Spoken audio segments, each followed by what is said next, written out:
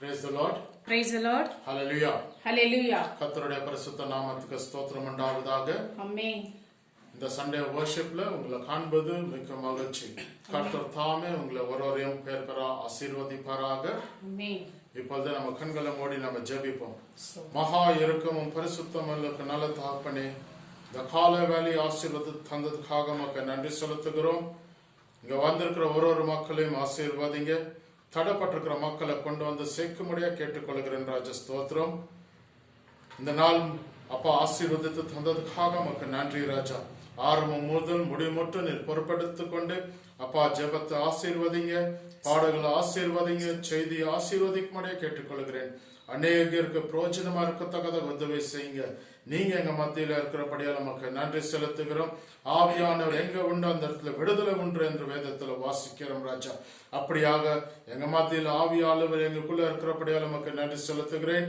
அப்பா நீங்க பேசுற ஒரு வார்த்தையும் எங்களுக்கு பிரயோஜனமா இருக்கத்தக்கத உதவி செய்யுங்க ராஜா. அப்படியாக எங்களை எடுத்து பயன்படுத்துங்க, ஆசீர்வாதிங்க. இயேசுவின் நாமத்தினால கெஞ்சி மன்றாடுகிற நல்ல தாப்பனே.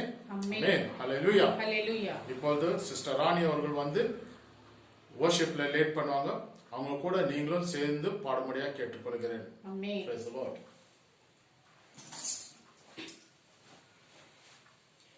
Praise the Lord.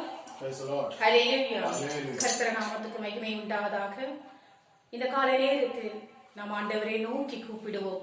இந்த ஆராதனை வேளையில் நாம் ஒவ்வொருவரும் நம்முடைய தனிப்பட்ட கருத்துக்களை அவரிடத்தில் சமர்ப்பிப்போம்.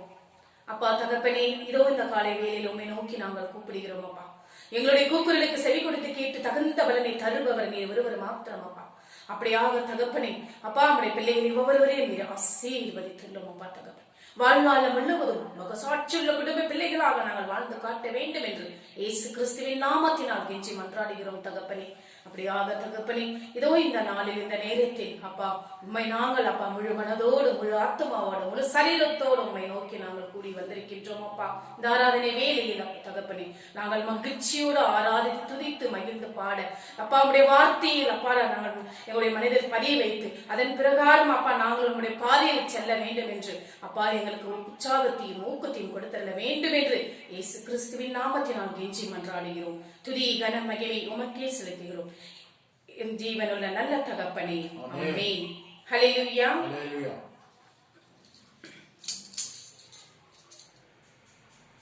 யாருண்டு நாதா நம்மை விசாரிக்க? நம்முடைய தகப்பன் ஒவ்வொரு நாளும் நம்மை விசாரித்து வழிநடத்திக் கொண்டிருக்கின்றார். நமக்கு எந்த விதத்திலும் நம்மளுடைய உறவுகள் நம்மை கைவிட்டாலும் அவர் ஒருவர் மாத்திரம் நமக்கு தஞ்சமாக இருக்கின்றார். தனிமையாக நாம் கதறும் பொழுது, நம்மளுடைய அழுகையின் போது அவர் நமக்கு நம்முடைய கூக்குரலை கேட்டு நம்மை தேற்றுபவராக இருக்கின்றார். மனம் கசந்து கலங்கி நின்ற நேரத்தில் கூட அவர் நம்மோடு இருந்து நம்மை ஒவ்வொரு நாளும் நம்மை அவர் பாதத்தில் நம்மை வழிநடத்திக் கொள்வதற்காக நாம் இந்த நாளில் அவரை நோக்கி நாம் துதித்து மகிழ்ந்து பாடுவோமாக. கர்த்தர் நாமத்துக்கு மகிமை உண்டாவதாக. ஹல்லேலூயா. யாருண்டு நாதா என்னை விசாரிக்க? யாருண்டு நாதா என்னை விசாரிக்க?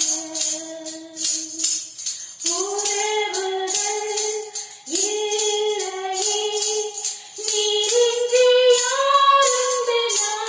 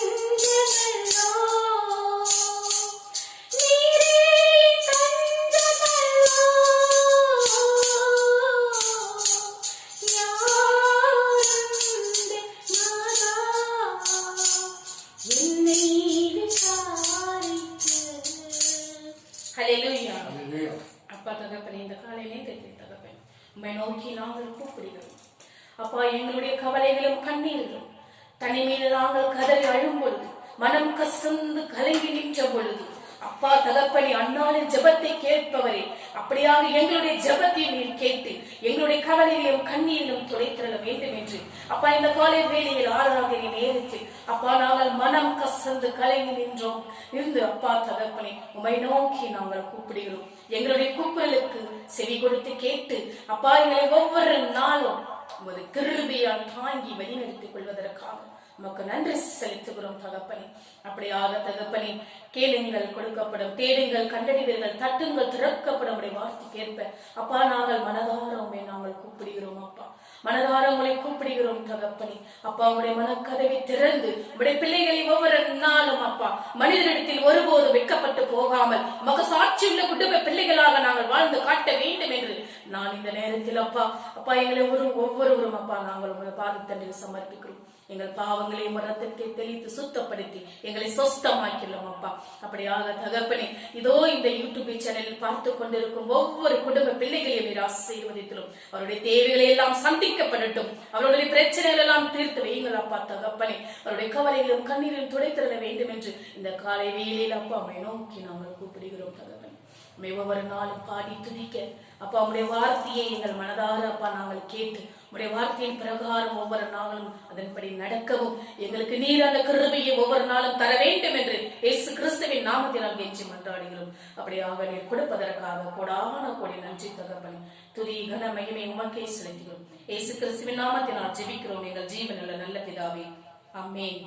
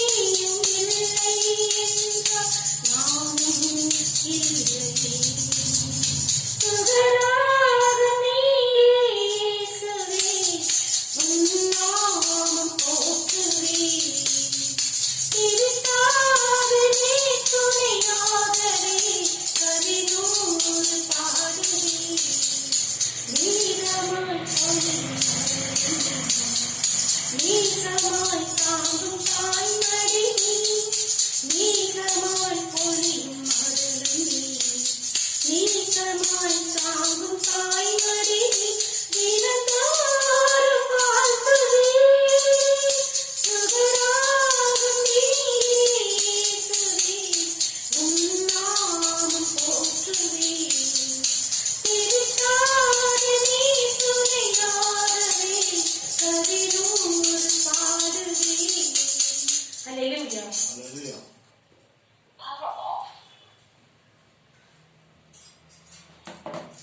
Hallelujah. ஹல்லேலூயா. கர்த்தருடைய பரிசுத்த நாமத்துக்கு ஸ்தோத்திரம் உண்டாவதாக. ஆமென். நம்ம செய்திக்குள்ள கடந்து செல்வோம். கண்களை மூடி ஜெபிப்போம். மகா இரக்கமும் பரிசுத்தமும் நல்ல தாப்பனே, இந்த கால வேலை ஆசீர்வாதம் தந்ததுக்காக உமக்கு நன்றி செலுத்துகிறேன். இந்த நாளுடைய வார்த்தையை ஆசீர்வதித்தாங்கப்பா. அப்பா தாசனை மறைத்து நீர் அப்பா வெளிப்படுத்தும்படியாக கேட்டுக்கொள்கிறேன்.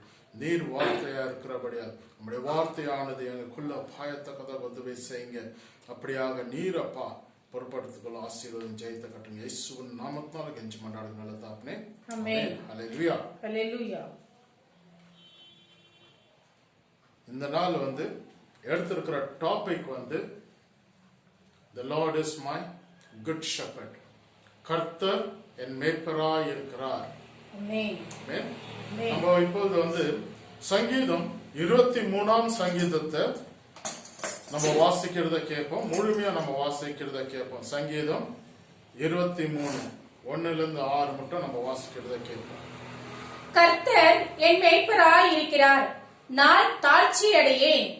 அவர் என்னை புல்லிலுள்ள இடங்களில் மேய்த்து அமர்ந்த தண்ணீர்கள் அண்டையில் என்னை கொண்டு போய் விடுகிறார். அவர் என் ஆத்துமாவை நோக்கி தம்முடைய நாமத்தின் நிமித்தம் என்னை நீதியின் பாதையில் நடத்துகிறார். நான் மரண இருளின் பள்ளத்தாக்கிலே நடந்தாலும் பொல்லாப்புக்கு பயப்படேன். தேவரீர் என்னோடே கூட இருக்கிறீர். உமது கோலும் உமது தடியும் என்னை தேற்றும்.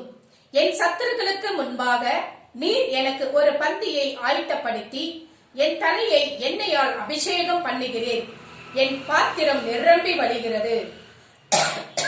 என் ஜீவனுள்ள நாளெல்லாம் நன்மையும் கிருபையும் என்னை தொடரும்.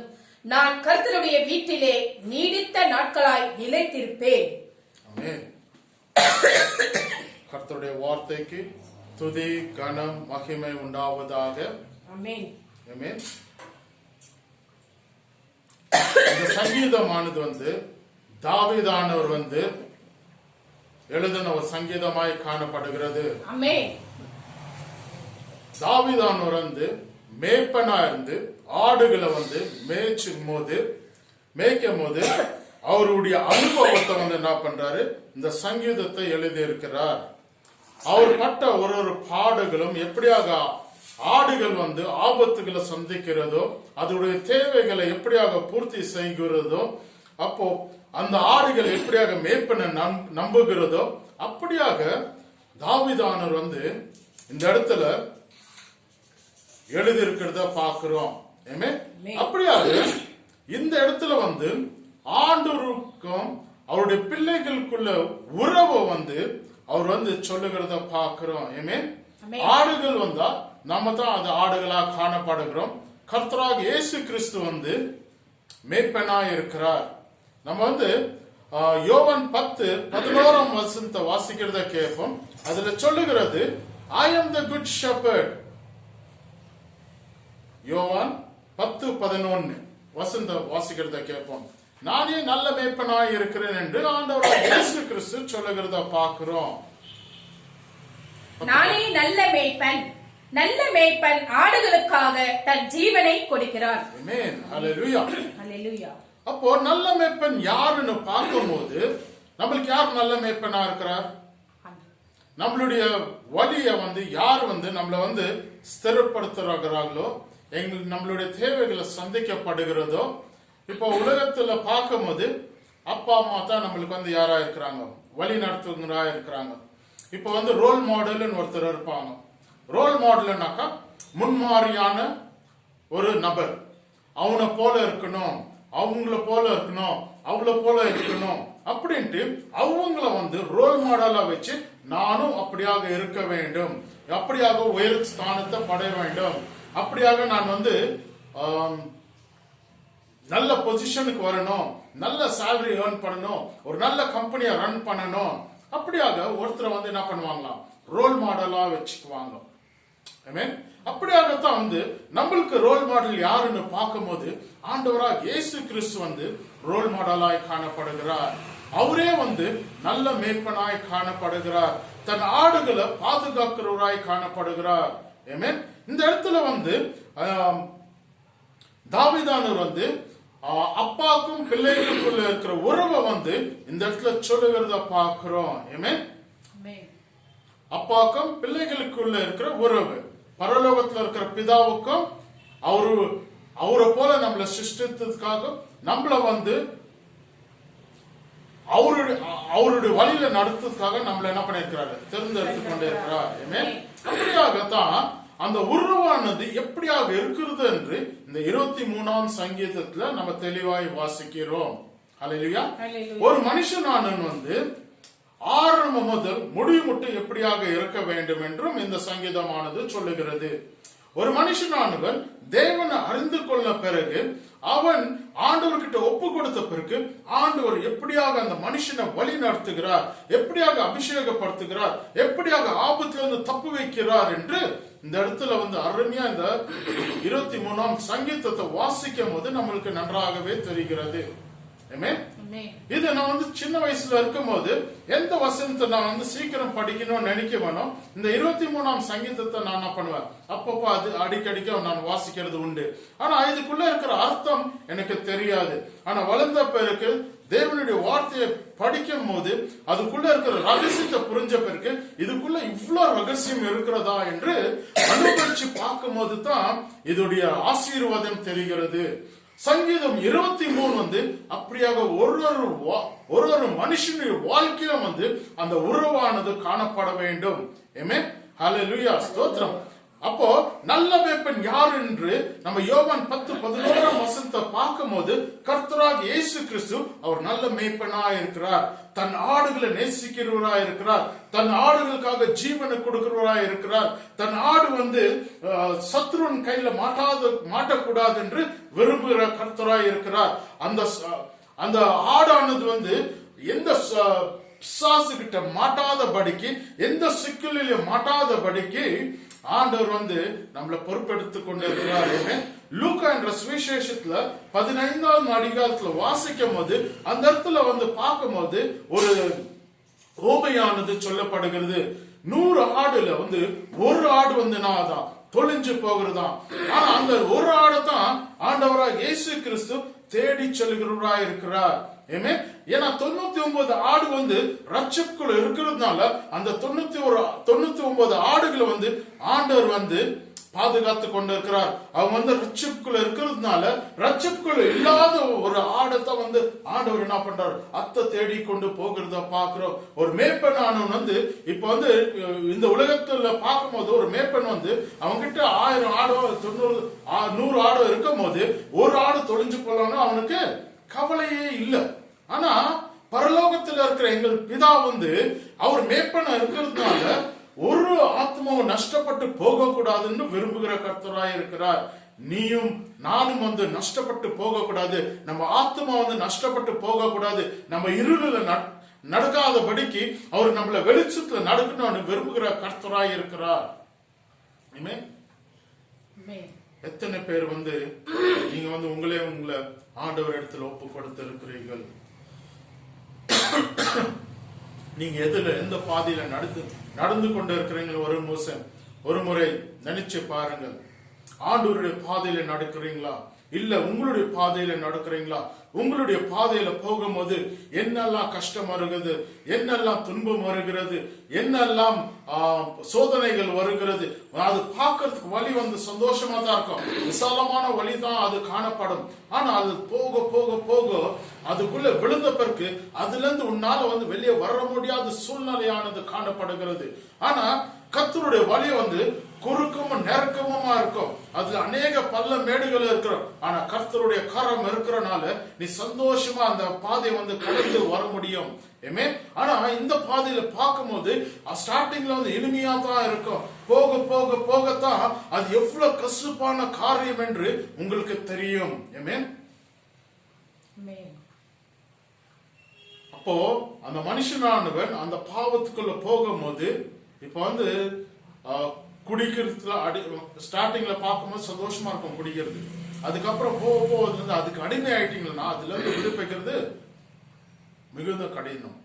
அப்படியாகத்தான் போதை பொருளும் ஸ்டார்டிங் வந்து நல்ல சந்தோஷமா இருக்கும், ஃப்ரெண்ட்ஸுங்க கூட ஜாலியா இருக்கலாம். அதுக்கப்புறம் அதுல இருந்து விடுவிக்கணும்னாக்கா ரொம்ப கஷ்டம். உங்க சரீரம் பலவீனம் ஆயிடும், உங்க சரீரம் வீக்னஸ் ஆயிடும், அநேக வியாதிகள் நீங்க சந்திக்க வேண்டியதா இருக்கும்.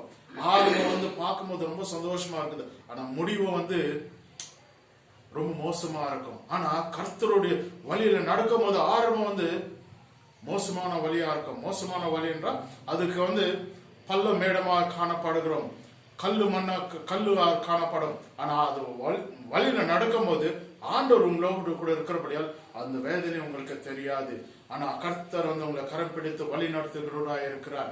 அப்படியாக இந்த ஒரு ஆடு ஆனது வந்து 100 ஆடுல ஒரு ஆடு வந்து ஒரு முள் அடியில சிக்கி கொண்டதுனால அந்த மேய்ப்பனான தேடி கண்டுபிடிச்ச பிறகு அந்த வசனம் சொல்லுகிறது அவன் வந்து அவ்வளவு சந்தோஷப்பட்டானா. லூக்கா 15:5 வாசிக்கும் போது அவன் வந்து அவ்வளவு சந்தோஷமாப்பட்டு அந்த ஆடை வந்து தோல் மேல போட்டு அவ்வளவு சந்தோஷமா அவன் என்ன பண்ணானா எல்லாரிடத்திலும் சொல்லுகிறத பாக்குறோம். ஹல்லேலூயா. அப்போ இந்த சங்கீதம் 23 இப்படியாக சொல்லுகிறது, கர்த்தரின் மேய்ப்பனாய் இருக்கிறார், நான் தாட்சி அடையேன். Amen. The Lord is my good shepherd, I shall not be in want. Amen. Hallelujah. அப்போ கர்த்தர் வந்து நம்மளுக்கு இப்படியாக இருக்கிறார், நல்ல மேய்ப்பனாய் இருக்கிறார். இந்த உலகத்துல இருக்கிற நண்பன் வந்து நம்மள வந்து ஒரு நாள் என்ன பண்ணுவான், கைவிடப்படுவான், நம்மள வந்து விட்டு விலகி விடுவான். நம்ம ஆபத்து நாட்கள் அவன் என்ன பண்ண முடியாது, நம்மளை காப்பாற்ற முடியாது. அவன் என்ன பண்ணுவான், இவனை எக்கேடு கெட்டு போகட்டும்னு விடுவான். ஆனா கர்த்தர் வந்து நம்மளுக்கு நண்பரா இருக்கிறார். நம்ம அப்படியாக அவர் வந்து கெட்டு போகணும்னு அது ஒருபோதும் வந்து விரும்புறதே இல்லை. நம்ம அந்த வசனத்தை வாசிப்போமா? ஹல்லேலூயா. யோவான் 15:13 வசனத்தை வாசிப்போம். 13:14.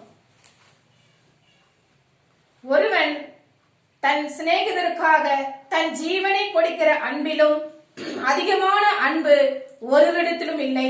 தன் ஜீவனை கொடுக்கிற அன்பு, அதோட பெரிய அன்பு வேற எதுவுமே இல்லைன்னு ஆண்டவராக இயேசு கிறிஸ்து வந்து சொல்லுகிறத பாக்குறோம். அப்புறம் நான் உங்களுக்கு கற்பிக்கிற யாவையும் நீங்கள் செய்வீர்களானால் என் சிநேகிதராய் இருப்பீர்கள்.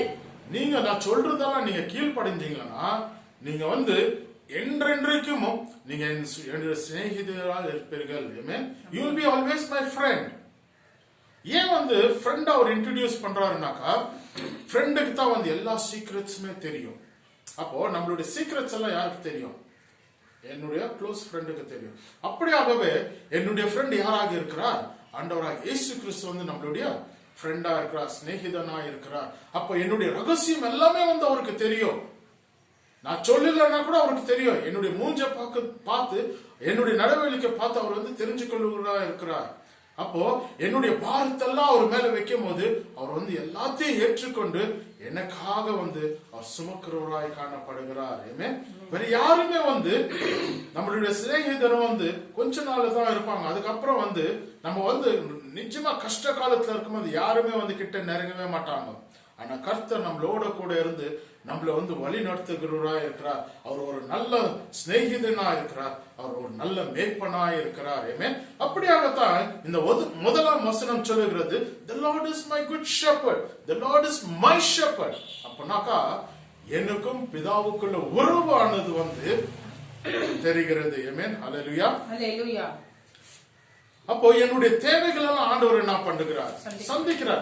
நான் வந்து என்ன வந்து ஆண்டவர் இடத்துல ஒப்பு கொடுத்த பிறகு ஆண்டவர் வந்து என்னை இன்சார்ஜா எடுத்துக் கொள்ளுகிறார். அவர் வந்து எனக்கு பிதாவாய் காணப்படுகிறார், நான் அவருடைய மகனாய் இருக்கிறேன். ஏனென்றால் அவர் நம்மளுடைய தன் ரத்தத்து மூலியமா அவர் என்ன பண்ணிருக்கிறார், மீட்டு எடுத்து இருக்கிறார். அப்போ நம்மளுக்கு வந்து குமார ஸ்தானத்தை கொடுத்திருக்கிறார். He has chosen us. and he has purchased through the holy blood, and he has given us the right to be his children. Amen. நம்ம அவருடைய பிள்ளைகளா இருக்கிற ஸ்லாக்கியத்தை நம்மளுக்கு கொடுத்திருக்கிறார். Amen. அப்போ பிள்ளைக்கும் அப்பாக்கும் உறவு நம்ம தெரிஞ்சு கொள்ளணும். அப்போ நம்ம தெரிஞ்சு கொள்ளணும் பிறகு நம்ம அப்பாவிடத்துல ஒப்பு கொடுத்துட்ட பிறகு முழுமையா அவர் தான் நம்மள என்ன பண்ணுவாரு, பாதுகாத்து கொள்ளுவார். உலகத்தின் தகப்பனும் அவர் எல்லா விதமான காரியத்தையும் தன் மகனுக்கு எதெல்லாம் தேவையோ கொடுக்கிறவரா இருக்கிறார். ஆமென். மத்தேயுல நம்ம வாசிக்கிறோம், பிள்ளைகள் அப்பத்தை கேட்டா கல்லு கொடுப்பாங்களோ, மீனை கேட்டா பாம்பு கொடுப்பாரா? அப்போ நம்ம ஆண்டவர் எதை கேட்டாலும் நம்மளுக்கு என்ன பண்றாரா, கொடுக்கிறவரா இருக்கிறார். When we ask for a bread, he will not give us a stone. When we ask for a fish, he will not give us a snake. When we ask for a crab, he will not give us a scorpion. Whatever we ask, he gives us. Amen. அப்போ உலகத்தின் தகப்பனாரே இப்படி இருக்கும்போது பரலோகத்தில் இருக்கிற தகப்பன் நம்முடைய உள்ளத்துல அறிஞ்சு எல்லா தேவைகளும் சந்திக்கிறவராய் இருக்கிறார். Amen. He is the God who supplies all your needs. Amen. அப்போ எனக்கு எதிலையும் குறையில்லை, ஆண்டவர் கொடுக்கிறது எனக்கு போதுமானதா இருக்கிறது. Amen. அப்போ நம்ம அதிகமா ஆசைப்பட தேவையே இல்லை. அப்போ நமக்குள்ள அதிகமா ஆசைனாக்கா நமக்குள்ள அந்த இச்சை இருக்கிறனால அதிகமா ஆசை காணப்படும். அந்த இச்சையெல்லாம் தூக்கி போட்டு ஆண்டவர் இடத்துல நீங்க சமர்ப்பிக்கும் போது, ஆண்டவரே நீ நல்ல மேய்ப்பனா இருக்கிறீர், என் தேவைகளெல்லாம் சந்திக்கிறவராய் இருக்கிறீர், அப்படியாக நம்ம கேட்கும் போது அவர் நம்மளுடைய தேவைகள் எல்லாம் சந்திக்கிறவராய் இருக்கிறார். ஆமென். மேய்ப்பனா இருக்கிறார், நான் தாட்சாரியன். அப்புறம் படிங்க சங்கீதம் 23.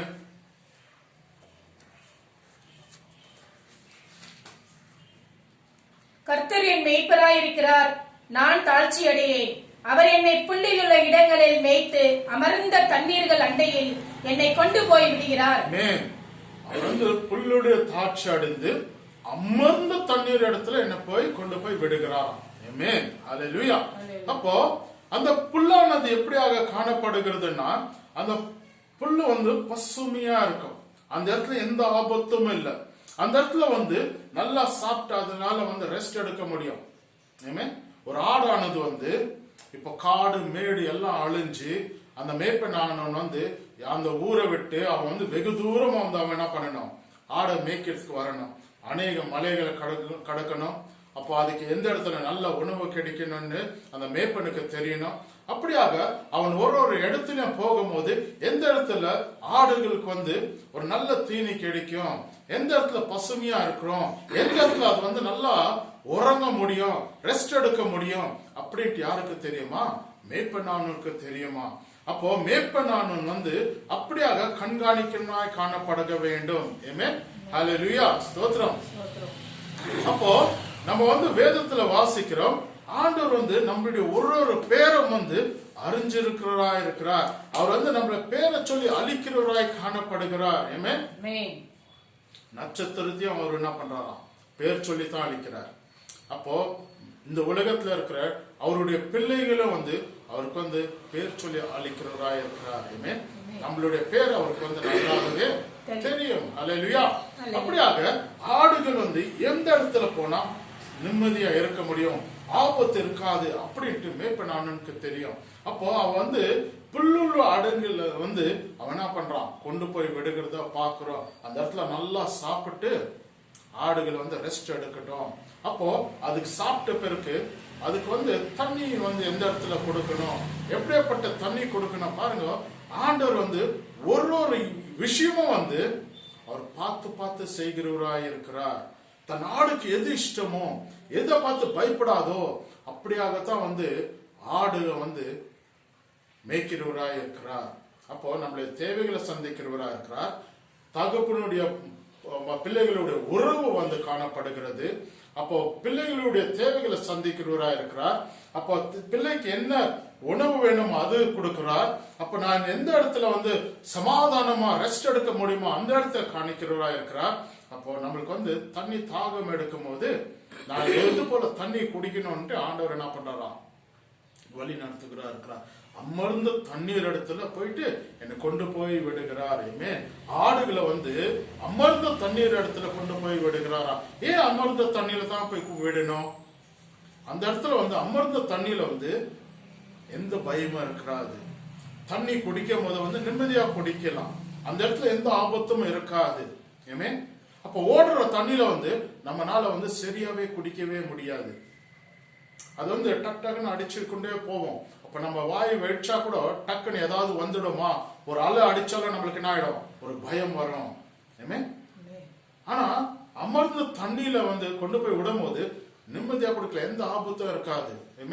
ஆபத்து வந்தாலும் நம்மளுக்கு என்ன பண்ணும்? கிளீனா தெரிஞ்சிடும். அதுல இருந்து நம்மள விடுவிக்க முடியும். ஹல்லேலூயா. அப்படியாக God gives us a refreshment. அப்படியாக நம்மள போஷிக்கிறவராய் இருக்கிறார். ஹல்லேலூயா. அடுத்த வசனத்தை வாசிப்போம். சங்கீதம். அவர் என் ஆத்துமாவை தேற்றி தம்முடைய நாமத்தின் நிமித்தம் என்னை நீதியின் பாதையில் நடத்துகிறார். நான் மரண இருளின் பள்ளத்தாக்கிலே நடந்தாலும் He restores my soul. He guides me in the paths of righteousness. Amen. Amen. அவர் தன் ஆத்மா நஷ்டப்பட்டு போக கூடாது. Amen. நம்ம ஆத்மா பரிசுத்தமா இருக்கணும். Amen. நம்மள சுகம் கொடுக்கிற ஆண்டவராய் காணப்படுகிறார். Amen. ஆத்மா பாவத்துக்குள்ள இருந்தாக்கா அது நரகத்துக்கு போயிடும். இந்த ஆத்மா இது ஆண்டவருக்கு சொந்தமாய் காணப்படுகிறது. அப்ப ஆத்மா நம்ம பரிசுத்த தன்மையோட வச்சுக்கொள்ளணும். ஆமென். ஹல்லேலூயா. அப்படியாக நம்ம ஆத்மா காற்றுக்கொள்ளனாய் காணப்பட வேண்டும். அப்ப ஆண்டவர்கிட்ட நம்ம ஒப்பு கொடுத்த பிறகு ஆண்டவர் என்ன பண்றாராம்? நம்மள புதுப்பிச்சு நம்மளுடைய பாவத்தை மன்னித்து நம்மளுக்கு சுகத்தை கொடுத்து அவர் நம்மள நீதியின் பாதையில என்ன பண்றாராம்? நடத்துகிறவராய் காணப்படுகிறார். நம்மள கரம் பிடித்து நடத்துகிற கர்த்தராய் இருக்கிறார். ஆமென். ஹல்லேலூயா. அப்படியாக நம்ம நீதியின் பாதையில நடக்கணும் தான் ஆண்டவர் விரும்புகிறார். நம்ம எப்பவுமே பரிசுத்த தன்மையோட இருக்கணும். ஆண்டவர் சொல்லுகிறார், நான் பரிசுத்தமா இருக்கிறேன், நீங்களும் பரிசுத்தமா இருங்கள் என்று ஆண்டவர் சொல்லுகிறார். ஹல்லேலூயா. அப்படியாக நீங்களும் பரிசுத்தமா இருக்க வேண்டும். அப்ப நீங்க ஆண்டவர் இடத்துல ஒரு போது ஒப்பு கொடுத்துட்ட பிறகு பின்வாங்க கூடாது. நீங்க பின்மாறி போனீங்கன்னா முதல காட்டிலும் பின்மாறி பயங்கர மோசமா காணப்படும். உங்களோட வாழ்க்கை பயங்கர மோசமா காணப்படும். அல்லேலூயா. அப்ப நீங்க பின்மாறி போனீங்கன்னா நீங்க எல்லா ஆசீர்வாதத்தையும் இழந்து விடுவீர்கள். ஆமென். You will lose all the blessings when you go back. When you give to him, you have to surrender fully to him.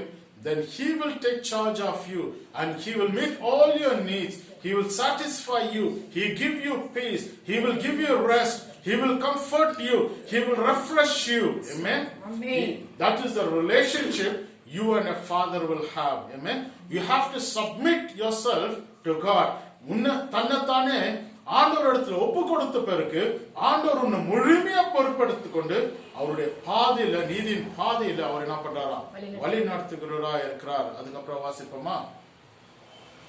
பொல்லாப்புக்கு பயப்படேன், தேவரீர் என்னோட கூட இருக்கிறீர். பொல்லாப்புக்கு நான் பயப்படேன், தேவரீர் நீர் என்னோட கூட இருக்கிறீர். என்ன மரணம் வந்தாலும் நான் பயப்படேன். அல்லேலூயா. இப்ப ஆடுகளை அந்த காலத்துல மலைகளை தாவும் போது அவங்க என்ன பண்ணுவாங்களா? ஒரு கோலை வச்சு இது போல தாவாங்களாம். அது ஒரு டீப், அந்த ரெண்டு மலைகளுக்கு மத்தியில ஒரு டீப், ஒரு நரகமா இருக்குமா, அந்த ஆழம் அப்படியாக இருக்குமா. ஆனா தேவனாக கர்த்தர் நம்மளோட கூட இருக்கிறபடியால், மேய்ப்பன் நம்மளோட கூட இருக்கிறபடியால், ஆடுகளை இந்த மலையில இருந்து அந்த மலையில போடும் போது அந்த ஆடு மேய்ப்பனை நம்புகிறதா இருக்கிறது. அப்போ மேய்ப்பனை நம்புகிற ஆடு அதுக்கு தெரியுமா, என்னுடைய மேய்ப்பனானவன் என்னை பத்திரமா பாதுகாத்துக் கொள்வார். நான் மரண படுக்கலும் நடந்தாலும் தேவரே நீர் என்னோட கூட இருக்கிறீர். மரண பள்ளத்தாக்கிலும் நடந்தாலும் தேவரே நீர் என்னோட கூட இருக்கிறீர். அப்போ எது போல சூழ்நிலை வந்தாலும் சரி, ஆண்டவர் இருக்கும் போது அந்த இடத்துல எந்த ஆபத்தும் வராது. நீங்க ஆண்டவருடைய கரத்தை பிடித்து கொண்டால் போதும். அப்போ ஆண்டவர் உங்களுடைய கருத்தை பிடித்தாலும் போதும். நீங்க விசுவாசிக்கணும், எனக்கு எந்த ஆபத்தும் நேரிடாது. எந்த ஆபத்தும் வந்தாலும் மேய்ப்பனானவன் என்ன பாதுகாத்துக் கொள்ளுவார் என்று நீங்கள் விசுவாசிக்கணும். உங்களை தன்னைத்தானே நீங்க ஒப்பு கொடுத்தால் மட்டுமே உங்களால இந்த விசுவாசத்துக்குள்ள கடந்து செல்ல முடியும். அப்படியாகத்தான் இந்த ஆடுகள் மேய்ப்பனை நம்புறதுனால எந்த ஆபத்துக்கும் அந்த ஆடு என்ன பண்ணாதான், பயப்படாதான். அப்ப நீயும் நானும் ஆடுகளாய் காணப்படுகிறோம். ஆண்டவராக இயேசு கிறிஸ்து மேய்ப்பனாய் இருக்கிறார். அப்ப நம்மளுக்கு எந்த பொல்லாப்புக்கு நேரிட்டாலும் நாம பயப்பட வேண்டிய அவசியமே இல்லை. மரணம் வந்தாலும் பயப்பட வேண்டிய அவசியமே இல்லை. தேவனாகி கர்த்தர் நம்மள வழி நடத்துகிறாய் இருக்கிறார். முழு விசுவாசம் யார் மேல இருக்கணுமா? ஆண்டவர் மேல இருக்கணும். அப்பொழுதுதான் உங்களுக்கு எந்த ஆபத்தும் நெருங்கவே நெருங்காது. மறுபடியும் அந்த வசனத்தை வாசிக்கலாமா? நான் மரண இருளின் பள்ளத்தாக்கிலே நடந்தாலும் பொல்லாப்புக்கு பயப்படேன். தேவரீர் என்னோட கூட இருக்கிறேன். உமது கோலும் உமது தடியும் என்னை தேற்றும். கோலும் உங்களுடைய தடியும் என்ன தேற்றும். கோல் எதற்குனாக்கா, நம்ம தப்பான வழியில போகும்போது அடிச்சு நீ கரெக்டான வழியில போ. தடியானது அடிச்சு நம்மள என்ன பண்ணுவார்? ஆண்டவர் கரெக்டான வழியில நடத்துகிறார். அப்போ அந்த கோல் என்னத்துக்கு? கோல் எந்த இடத்துல எல்லாம் உயரத்துல இருக்கிற செடி மரத்தை அந்த கோலுனால தாளுகளை அடிச்சு ஆடுங்களுக்கு போடுவாங்க. நீங்க இப்ப இருக்கிற சூழ்நிலையிலும் பார்க்கலாம். ஒரு மேய்ப்பனானும் ஆடை மேய்க்கும் போது மரத்துல இருக்கிற இலைகள் எல்லாம் என்ன பண்ணுவானா, பிச்சு அந்த ஆடுகளுக்கு போடுகிறவனா இருக்கிறான். அப்படியாகவே அந்த கோலானது காணப்படுகிறது, அந்த தடியானது காணப்படுகிறது. தடி வளைஞ்சு இருக்கும், கோல் அடிக்கிறதுக்கு யூஸ் ஆகும். அப்போ தப்பான வழியில போகும்போது இப்படி அடிச்சு நோடும் போதுதான் அது கரெக்டான வழியில வரும். ஆண்டவர் நம்மள அடிச்சு வழி நடத்தும் போது ஆண்டவர் நம்மள நேசிக்கிறவரா இருக்கிறார். அப்ப அவர் அடிக்கும் போது அந்த வழி நம்ம தாங்கிக்க வேண்டியதா இருக்கிறது. அல்லேலூயா. அப்போ நம்ம ஆண்டவர் நம்மளோட கூட இருக்கிறார் என்று நம்ம விசுவாசிக்கணும்.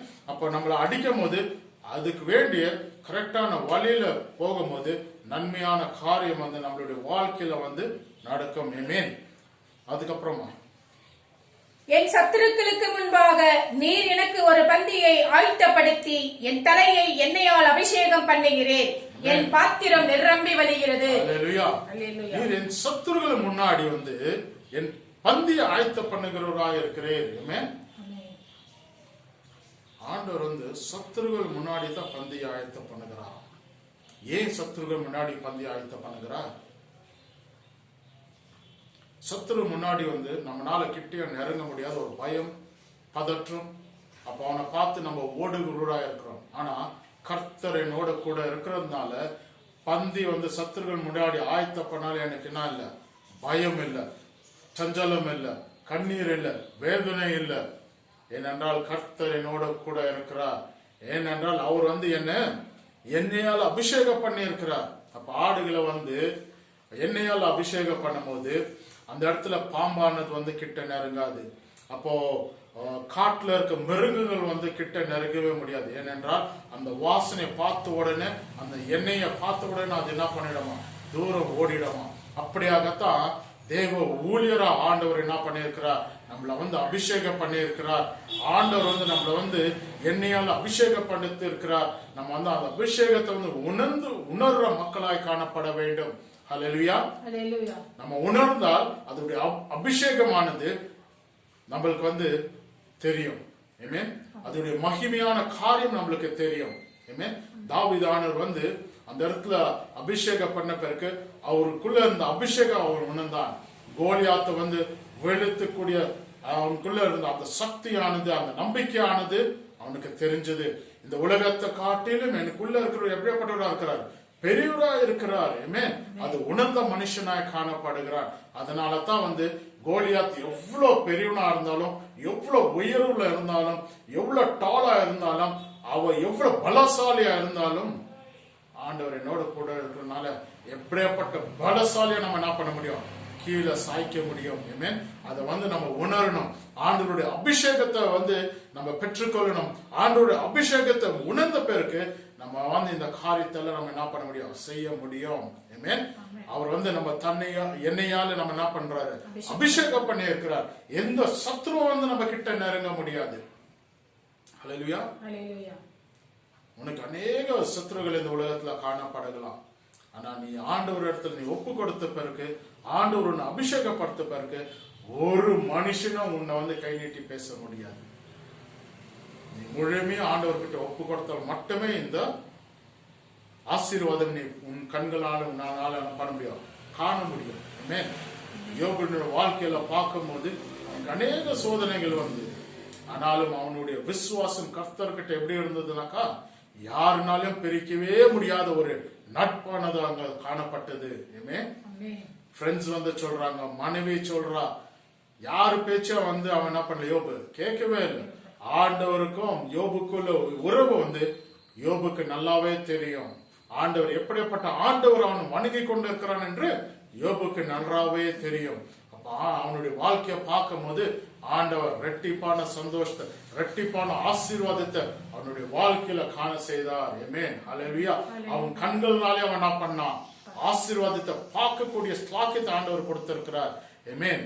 அப்படியாகத்தான் நீங்க ஆண்டவருக்குள்ள நீங்க உங்களை புதுப்பிச்சீங்கன்னா, ஆண்டவருக்குள்ள உங்களுடைய உறவானது நெருக்கம் இருந்தாக்கா, when the relationship is very close with God, when the revival takes place in you, when you become a new person, you will see new blessings in your life.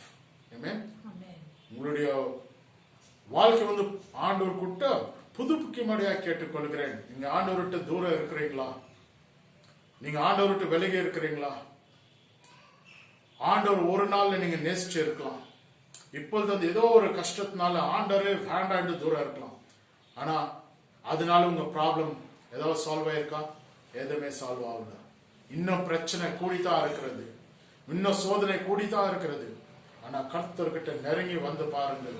கர்த்தருடைய ஆசீர்வாதத்தை நீங்க என்ன பண்ண முடியும், முழுமையா பெற்றுக்கொள்ள முடியும். இந்த சங்கீதம் ஆரம்பம் முதல் அந்த 1ல இருந்து 6 மட்டும் வாசிக்கும் போது, ஒரு மனுஷனானவன் ஆண்டவர் இடத்துல ஒப்பு கொடுத்த பிறகு அவன் ஆசீர்வாதமா எப்படி இருக்கிறார், ஆண்டவர் அவன் தேவைகளை எப்படி சந்திக்கிறார், அவனுக்குள்ள ஒரு சமாதான வாழ்க்கையை கொடுக்கிறார், அவர் எண்ணெயால் அபிஷேகப்படுத்துகிறார், சத்ரு முன்னாடி பந்தியை ஆயத்த பண்ணுகிறார், சத்ருவான எவனோ கிட்ட நெருங்காதபடிக்கு முறியடிக்கிறவராக இருக்கிறார். அவனுடைய வாழ்க்கையானது ஆசீர்வாதமா இருக்கும். அப்படியாகத்தான் உங்களுடைய வாழ்க்கையும் ஆசீர்வாதமா இருக்க வேண்டும் என்றால், கர்த்தருக்குள்ள நித்தியமா நீங்க காணப்பட வேண்டும் என்றால், நீங்க இந்த சங்கீதம் 23ஆம் சங்கீதத்தை நீங்க மறுபடியும் வாசிச்சு பாருங்க. உங்களுக்குள்ள அநேக வார்த்தைகள் ஆண்டவர் கொடுக்கிறவரா இருக்கிறார். அப்போ தாவீது ஆண்டவர் சொல்லுகிறார், நான் 1000 நாட்களோட ஆண்டவரே உங்களுடைய ராஜ்யத்துல ஒரு நாள் இருந்தாலே போதும் என்று சொல்லுகிறார். ஆமென். It is good to be one day in your presence than 1000 days elsewhere. Amen. Hallelujah. நம்ம ஆண்டவருடைய பாதையில நம்ம காணப்பட வேண்டும். இந்த உலகமானது இட்ஸ் டெம்பரவரி.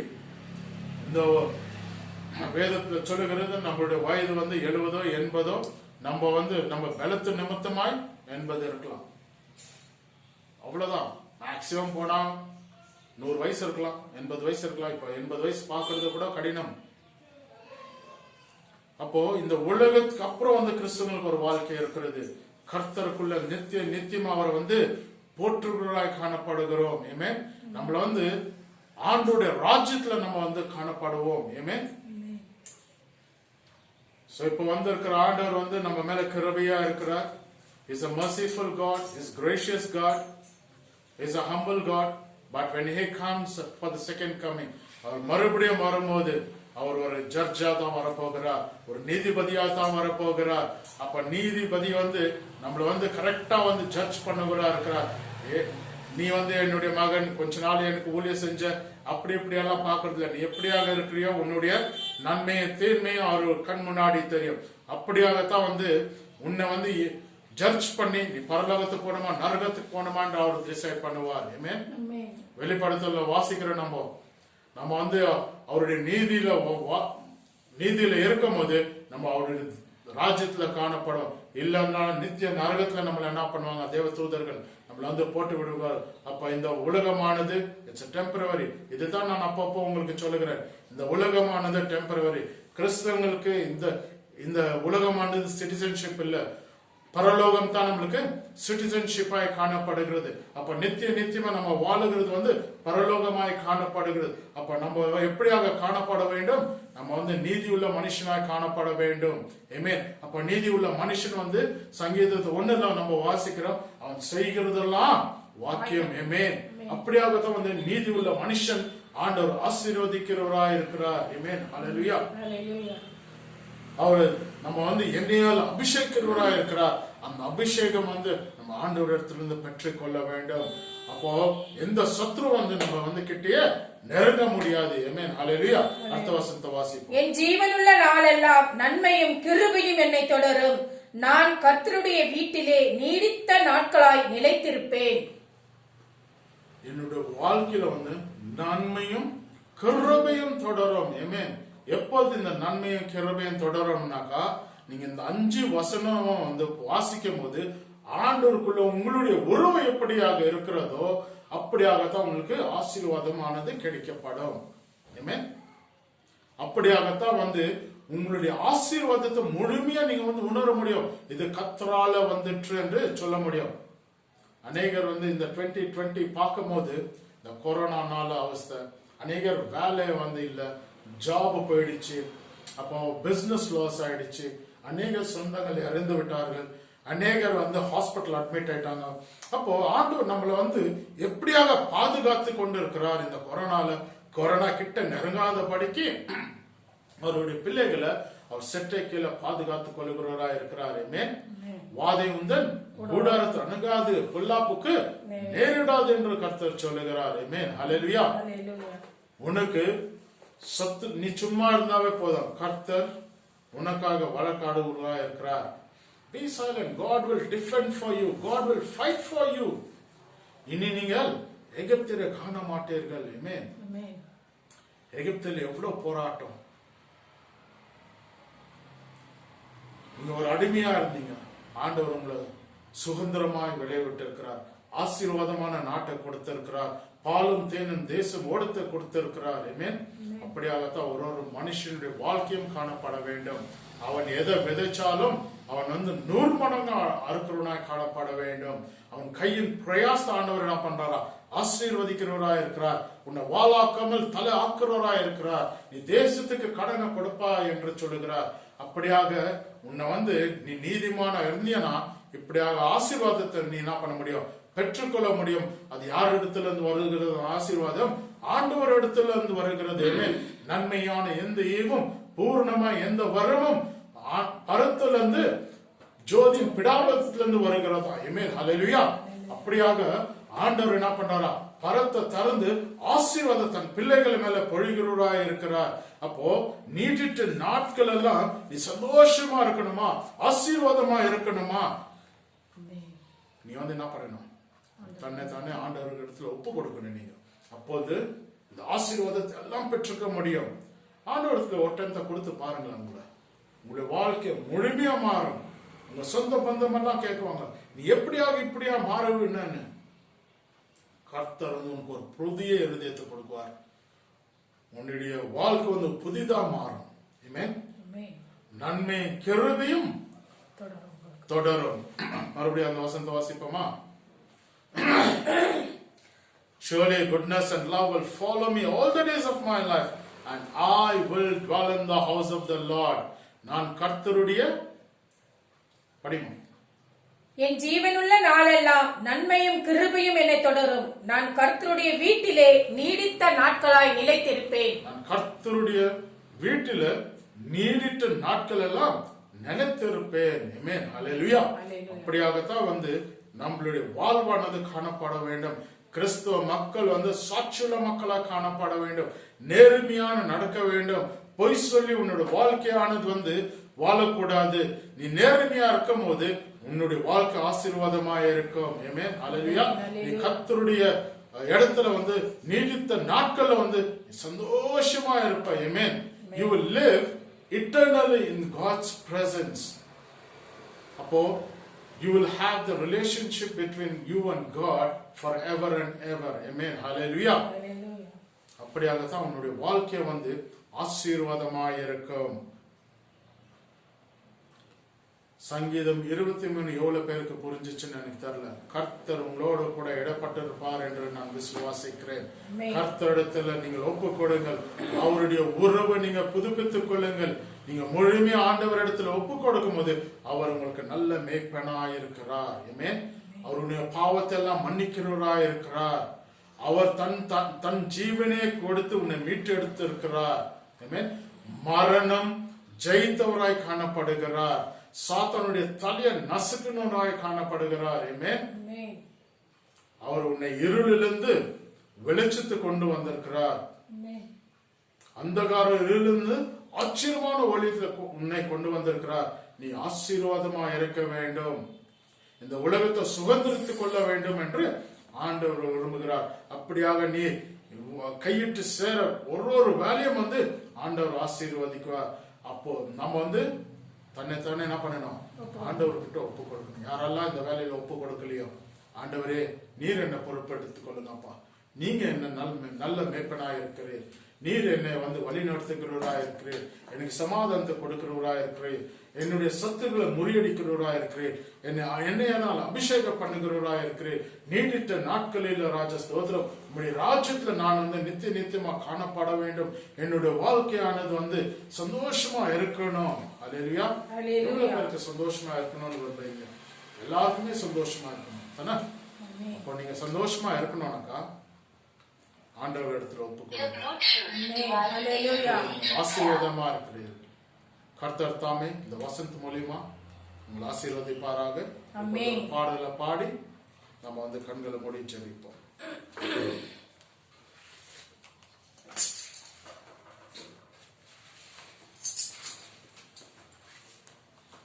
ஹல்லேலூயா. கர்த்தர் நாமத்துக்கு மகிமை உண்டாவதாக. ஆண்டவரை நோக்கி நாம் கூப்பிட்டு அவரை நமக்கு தேவையெல்லாம் சந்தித்தவராக இருக்கின்றதற்காக நன்றி செலுத்துவோமாக. அப்படியாக நம்முடைய நோய்கள் நொடிகள் நம்முடைய கவலைகள் எல்லாம் தீர்ப்பவராக இருக்கின்றதற்காக இந்த பாடல்களின் மூலமாக நாம் பாடி அவரை துதித்து மகிழ்வோமாக. ஆமென். ஹல்லேலூயா. இன்று கண்ட எகிப்தியரை காண்பதில்லை, இன்று கண்ட துன்பம் இனி வருவதில்லை. இன்று கண்ட எகிப்தியரை காண்பதில்லை, இன்று கண்ட துன்பம் இனி வருவதில்லை. செங்கடல் பிளந்து வழி கொடுக்கும், யோர்தான் இரண்டாக பிரிந்துவிடும். செங்கடல் பிளந்து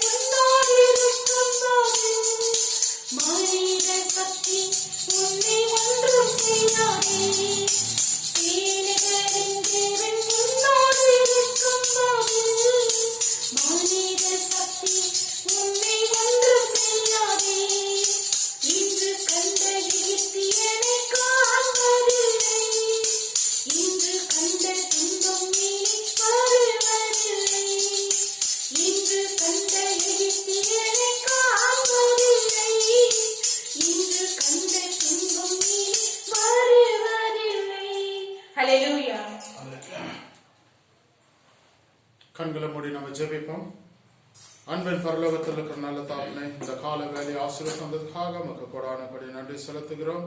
நாங்கள் நிற்பதும் நிறமலும் ஆகுவதும் உங்களுக்கு சுத்த கிருபையா இருக்கிறபடியால் நமக்கு நன்றி செலுத்துகிறோம். ராஜா நீர் பரிசுத்தராக இருக்கிறபடியால் நன்றி. இந்த கால வேலை ஆசீர்வாதம் தந்ததுக்காக நமக்கு கொடான கொடி நன்றி செலுத்துகிறோம். பாடல்கள் ஆசீர்வாதத்துக்காக நன்றி அப்பா. செய்தி ஆசீர்வாதம் கொடுத்ததுக்காக நமக்கு நன்றி செலுத்துகிறோம். நீர் எங்களுடைய வாழ்க்கையில நல்ல மேய்ப்பனா இருக்கிறதுக்காக நன்றி ராஜா. எங்களை கரம் பிடித்து வழி நடத்துகிறவரே நமக்கு நன்றி செலுத்துகிறோம். அப்பா நாங்கள் பின்மாறி போகிருந்தால் ராஜா ஸ்தோத்திரம். எங்களை மன்னித்து அப்பா தயவாய் ஏற்றுக்கொண்டு உடைய பாதையில் நடக்கத்தக்கதாக உதவி செய்யுங்க ராஜா ஸ்தோத்திரம். அப்பா சங்கீதம் 23 சங்கீதம் எப்படியாக ஆசீர்வாதமாய் காணப்படுகிறதோ எங்களுடைய வாழ்க்கை அப்படியாக ஆசீர்வாதமா இருக்கணும். உம்முடைய ராஜ்யத்துல நீடித்த நாட்களில் ராஜா ஸ்தோத்திரம் அப்பா நாங்கள் தங்கியிருந்து அப்பா இருக்க வேண்டும் என்று கேட்டுக்கொள்கிறோம் ராஜா ஸ்தோத்திரம். நன்மை கிருபை எங்களுடைய வாழ்க்கையில அணு தினமும் தொடர வேண்டும் ராஜா ஸ்தோத்திரம். அப்பா என்னுடைய பாத்திரமானது நிரம்பி வழியத்தக்கதாக உதவி செய்யுங்க. அப்படிப்பட்ட ஆசீர்வாதம் நாங்கள் கண்களால காணத்தக்கதாக உதவி செய்யுங்க. நாங்கள் எந்தக்கும் அஞ்சாத படிக்க ராஜா ஸ்தோத்திரம். சத்துருவுக்கு அப்பா முறியடிக்கிற நீர் ராஜா ஸ்தோத்திரம். பொல்லாப்புக்கு பயப்படாத படிக்கு தேவரே நீர் என்னோடு கூட இருக்கிறபடியால் அப்பா கோலும் தடிமை எங்களை தேற்றுகிறதா இருக்கிறபடியால் நமக்கு நன்றி செலுத்துகிறோம். அப்பா ஜீவிக்க நாட்கள் எல்லாம் அப்பா நாங்கள் நிம்மதியா இருக்கத்தக்கதாக உதவி செய்யுங்க ராஜா ஸ்தோத்திரம். அப்பா இங்க வந்திருக்கிற பிள்ளைகளை ஒருத்தரையும் ஆசீர்வதிக்கும் கேட்டுக்கொடுக்கிறேன். அப்பா உங்களுடைய பிள்ளைகளை ஆசீர்வாதம் இருக்கத்தக்கதாக உதவி செய்யுங்க. அப்பா இந்த முழு சங்கீதம் 23 சங்கீதம் எப்படியாக அந்த உறவானது காணப்படுகிறதோ அந்த உறவானது எங்களுக்குள்ள அப்பா அணு தினமும் காணப்பட வேண்டும் ராஜா. நீர் நல்ல மேய்ப்பனாந்து எங்களை வழி நடத்துங்க ராஜா. எங்களை அப்பா கரம் பிடித்து வழி நடத்துங்க ராஜா ஸ்தோத்திரம். அப்படியாக உங்க பிள்ளைகளை ஆசீர்வதித்து வழி நடத்துறதுக்காக நமக்கு நன்றி செலுத்துகிறேன். எல்லா தேவைகளை சந்திக்கப்படட்டும். இனி சத்துருகள் எழுவாதபடிக்கு சத்துருகள் கிரியைகள் திட்டங்கள் முறியடிக்கப்படட்டும் ராஜா ஸ்தோத்திரம். அப்படியாக உங்க பிள்ளைகள் ராஜா ஆசீர்வாதமா இருக்கத்தக்கதாக உதவி செய்யுங்க. வாதி உந்தன் கூடாரத்து அணுகாதபடிக்கு பொல்லாப்புக்கு நேரிடாதபடிக்கு ராஜா ஸ்தோத்திரம். நீர் உங்களுடைய பிள்ளைகளை பாதுகாத்துக் கொள்ளுங்க. வீட்டை பாதுகாத்துக் கொள்ளுங்க. முள்மேலை அடித்து பாதுகாத்துக் கொள்ளுங்க ராஜா. ஆசீர்வாதம் இந்த உலகத்துல இருக்கத்தக்கதாக உதவி செய்யுங்க.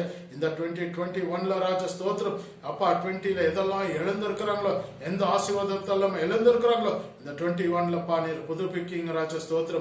புது ஆசீர்வாதத்தை பெற்றுக்கொள்ள உதவி செய்யுங்க. புது வேலையை தரும்படியா கேட்டுக்கொள்கிறேன் ராஜா. அப்படியாக நல்ல சுகம் பலன் ஜீவனை கொடுக்கும்படியா கேட்டுக்கொள்கிறேன். சரீரத்துக்குள்ள இருக்கிற எல்லா வியாதியை நீக்கப்படும்படியா கேட்டுக்கொள்கிறேன் ராஜா ஸ்தோத்திரம். கர்ப்பத்தின் கனிகள் ஆசீர்வதிக்கும்படியா கேட்டுக்கொள்கிறேன் ராஜா. பிள்ளைகள் உம்மிடத்தில் ஒரு சுதந்திரமாய் காணப்படுகிறது ராஜா ஸ்தோத்திரம். என்னுடைய பாவத்தை மன்னிக்கிறவரா இருக்கிறேன். உங்களுடைய ரத்தத்தால் எங்களை சுத்திகரிக்கும்படியா கேட்டுக்கொள்கிறேன் ராஜா. அப்பா நீர் பரிசுத்தமா இருக்கிற எங்களையும் பரிசுத்தப்படுத்தும்படியா கேட்டுக்கொள்கிறேன் ராஜா ஸ்தோத்திரம். சத்தியத்தை அறிவிக்கிற சத்தியம் உங்களை விடுதலையாக்கும் என்று அப்பா உங்களுடைய சத்தியத்தை நாங்கள் அறிந்து கொள்ள உதவி செய்யுங்க. உண்மையோட உத்தமத்தோட இருக்கத்தக்கத உதவி செய்யுங்க. ஆவியோட உண்மையோட தொழுது கொள்ள உதவி செய்யுங்க ராஜா ஸ்தோத்திரம். அப்படியாக எங்களை புதுப்பிக்கும் ஆசீர்வாதிங்க. கரப்பிடித்து வழி நடத்துங்க ராஜா ஸ்தோத்திரம். அப்படியாக நீர் அப்பா யாரெல்லாம் இந்த யூடியூப் சேனல் மூலியமா பார்த்து கொண்டு இருக்கிறோம் ஒரு பேர் ஆசீர்வாதிக்கும்படியா கேட்டுக்கொள்கிறேன். குடும்பத்தை கட்டும்படியா கேட்டுக்கொள்கிறேன். பெருவின் ஆவியை முறியடிக்கும்படியா கேட்டுக்கொள்கிறேன் ராஜா. குடும்பத்தை நேசிக்கிறவரா இருக்கிறபடியா நன்றி. குடும்பத்துக்குள்ள அந்யோன்யத்தை கொடுக்கும்படியா கேட்டுக்கொள்கிறேன். சமாதானத்தை கட்டும்படியா கேட்டுக்கொள்கிறேன் ராஜா. இந்த உலகத்தின் சமாதானம் அல்ல ராஜா, உம்முடைய சமாதானத்தை கொடுக்கும்படியா கேட்டுக்கொள்கிறேன் ராஜா ஸ்தோத்திரம். அப்படியாக உங்களுடைய பிள்ளைகள் ஆசீர்வாதமா இருக்கத்தக்க உதவி செய்யுங்க. எல்லாம் கருத்துல போடுகிறோம் ராஜா. துதி கனம் மகிமை உமக்கே செலுத்துகிறோம். இயேசுவின் நாமத்தினால கெஞ்சி மன்றாடுகிற நல்ல தகப்பனே ஆமென். என் ஆத்துமாவே கர்த்தரை ஸ்தோத்திரி. என் முழு உள்ளமே பரிசுத்த நாமத்தை ஸ்தோத்திரி. என் ஆத்துமாவே கர்த்தரை ஸ்தோத்திரி. கர்த்தர் செய்த சகல உபகாரங்களையும் மறவாதே. ஆமென். நம் ஆண்டவராகிய இயேசு கிறிஸ்துவின் கிருபையும் பிதாவோட அன்பும் பரிசுத்த ஆவியோட அந்யோன்யமும் ஐக்கியமும் நம்மளோட கூட யாரெல்லாம் பார்த்து கொண்டு இருக்கிறாங்களோ ஒருத்தரும் பேர் பெறும் ஆசீர்வதிக்கும்படியா கேட்டுக்கொள்கிறேன். அப்பா நீர் வரும் மட்டும் சந்தோஷ சமாதானம் ஒரு இல்லத்திலும் உள்ளத்திலும் நிலத்திருப்பதாக. ஆமென் ஆமென். அல்லேலூயா அல்லேலூயா அல்லேலூயா அல்லேலூயா அல்லேலூயா. கர்த்தர் தாமே உங்களை ஆசீர்வதிப்பாராக. ஆமென். God bless you.